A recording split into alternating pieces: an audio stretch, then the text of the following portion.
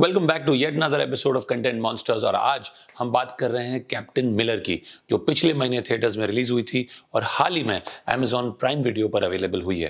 Captain Miller के मुख्य कलाकार हैं धनुष, प्रियंका मोहन, निवेदिता सतीश, डॉक्टर शिवराज कुमार और Shivanna as is lovingly called, Sundeep Kishan, Edward Sonnenblick, John Kokken, Vinod Kishan, Alex O'Neil, Elango Kumaravel and Mark Bennington. Captain Miller की कहानी ईसा या अनलीसन के इर्द गिर्द घूमती है। धनुष प्ले कर रहे हैं ईसा का रोल।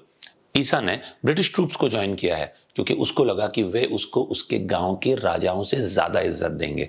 गांव के राजा ने उसके ट्राइब को मंदिर में प्रवेश करने से रोका है और उनके साथ भी दुर्व्यवहार किया है क्योंकि वे नीचे जाति के हैं।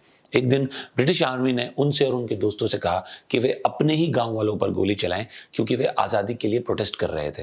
तब ईसा को एहसास होता है कि उसको ब्रिटिशर्स और राजा दोनों से लड़ना होगा अपने ट्राइब के अधिकार वापस लाने के लिए और मंदिर वाली मूर्ति को बचाने के लिए, उस मंदिर को जहां उसके ट्राइब्स को जाने की भी अनुमति नहीं है। कास्टिंग काफी टॉप नॉच रही है और ये सभी एक्टर्स के शानदार परफॉर्मेंसेस साफ जाहिर होता है।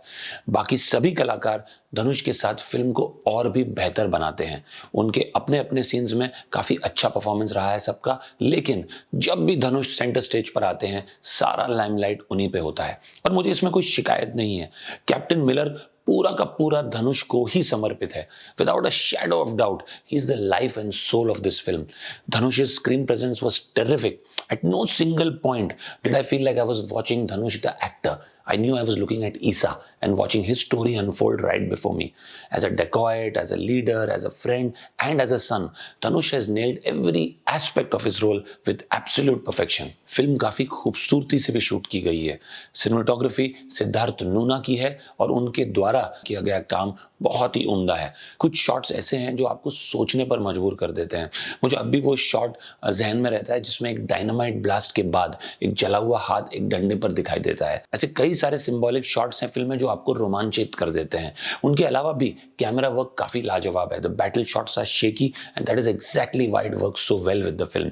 म्यूजिक जेवी प्रकाश कुमार द्वारा दिया गया है जो फिल्म को एक खूबसूरत स्पर्श देता है। The entire album has an eclectic mix of folk songs, war songs, songs of rebellion and songs that exude a very warm touch. मुझे लगा ही नहीं मूवी में कि कोई भी सॉन्ग ऐसा था जो मैंने स्किप किया हो, क्योंकि सॉन्ग्स अपना उद्देश्य सर्व करते हैं इस फिल्म में। वे प्लॉट को आगे बढ़ाने में मदद करते हैं।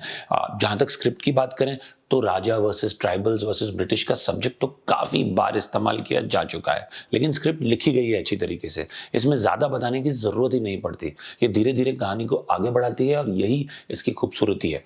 एक्शन सीन्स काफी अच्छे से कोरियोग्राफ किए गए हैं, लेकिन क्लाइमैक्स का जो पार्ट है बहुत ज्यादा स्ट्रेच्ड महसूस हुआ। क्लाइमैक्स में एक्शन को आसानी से कम किया जा सकता था।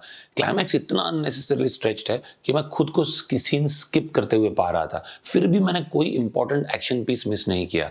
एक्शन सीक्वेंसेस कुछ यंग व्यूअर्स के लिए भी बहुत ग्राफिक और गोरी हो सकते हैं। डायरेक्टर अरुण मातेश्वरन एक नॉन लीनियर स्क्रीन प्ले पर निर्भर करते हैं। कहानी को 6 अध्यायों में सुनाते हैं।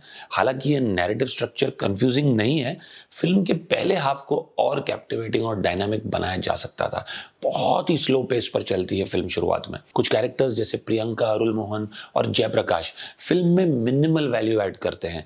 प्रियंका मोहन का पार्ट भी बहुत स्केचली लिखा हुआ है। उनके लिए कुछ सीन्स में अपना परफॉर्मेंस शोकेस करने का एक अपॉर्चुनिटी साफ मिस हुआ नजर आता है क्योंकि उनका कैरेक्टर ही उतना स्ट्रांगली लिखा नहीं गया है। शिवन्ना का कैमियो बहुत अच्छा है, उन्होंने काफी अच्छा काम किया है, पहले जेलर और अब कैप्टन मिलर। शिवन्ना साफ तौर पे तमिल सिनेमा में फिल्म्स को एनहांस करने के लिए तमिल सिनेमा के पसंदीदा कलाकार के रूप में उभर के आ रहे हैं। जैसा कि मैंने कहा, पहले जेलर और अब ये। अब फिल्म पूरी तरह से एक सीरियस टोन मेंटेन करती है। रोमांस और कॉमेडी जैसे अन्य भावनाओं को शामिल ना करके अपनी अपील कुछ हद तक सीमित कर देती है।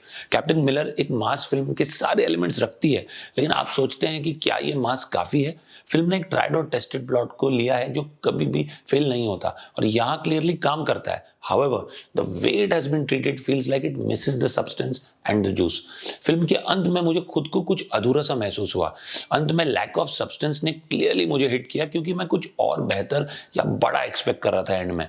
फिल्म ने जाति और वर्ग के मुद्दों को तो उठाया है, लेकिन ये बस सुपरफिशियल और सरफेस लेवल तक लगता है। इसमें और गहराई में जाने और आपके अंदर तक घुसने की क्षमता थी। अगर आप एक एक्शन फिल्म देखना चाहते हैं जो इंपॉर्टेंट मुद्दों को बस छू ले, तो कैप्टन मिलर आपके लिए एक अच्छा विकल्प हो सकता है। हालांकि अगर आप कुछ ऐसा चाहते हैं जो आपको प्रभावित करे, तो शायद धनुष की असुरन और कर्णन ज्यादा बेटर फिल्म्स होंगी। मैं फिर भी इस फिल्म को 10 में से 6 रेटिंग दूंगा। अगर आपने ये फिल्म देखी है तो कमेंट सेक्शन में जरूर हमें बताइए कि आपको कैसे लगी।